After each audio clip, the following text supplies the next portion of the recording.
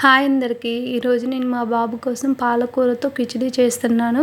దానికి ముందుగా కొంచెం పాలకూర తీసుకొని సన్నగా కట్ చేసుకొని పక్కన పెట్టుకోవాలి. అలాగే ఒక టమాటో, బీన్స్, క్యారెట్ తీసుకొని వాటన్నిటిని కూడా సన్నగా కట్ చేసుకొని పక్కన పెట్టుకోవాలి. నేను ఇక్కడ చూపించిన కప్పుతో 3/4 వరకు రైస్ తీసుకున్నాను. 1/4 వరకు కందిపప్పు తీసుకొని ఆ రెండింటిని బాగా వాష్ చేసుకొని పక్కన పెట్టుకోవాలి. ఒక కుక్కర్ తీసుకొని అందులో గీ యాడ్ చేశాను, 1 టేబుల్ స్పూను. గీ మెల్ట్ అయిన తర్వాత కట్ చేసుకున్న వెజిటేబుల్స్ అన్నీ వేసుకొని బాగా ఫ్రై చేసుకోవాలి. క్యారెట్, బీన్స్ వేస్తున్నాను ఇక్కడ.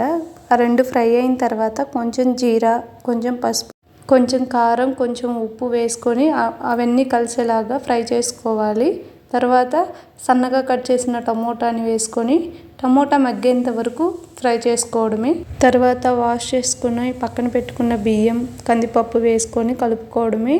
అవి కొంచెం ఫ్రై అయిన తర్వాత కట్ చేసిన పాలకూరను కూడా వేసుకొని 3 గ్లాసెస్ వాటర్ పోసుకున్నాను. అంటే కందిపప్పు, బియ్యం నేను 1 గ్లాస్ తీసుకున్నాను కాబట్టి దానికి 3 గ్లాస్ వాటర్ పోసాను. తర్వాత కుక్కర్ మూత పెట్టుకొని 3 విజిల్స్ వచ్చినాక ఆఫ్ చేసుకొని సర్వ్ చేసుకోవడమే. ఈ కిచిడీలో విటమిన్లు, ప్రోటీన్లు అధికంగా ఉంటాయి. ఇది పిల్లలకి చాలా మంచిది. మీకు కానీ ఈ వీడియో నచ్చినట్లయితే లైక్ చేసి, షేర్ చేసి, సబ్స్క్రైబ్ చేసుకోండి. Thank you for watching.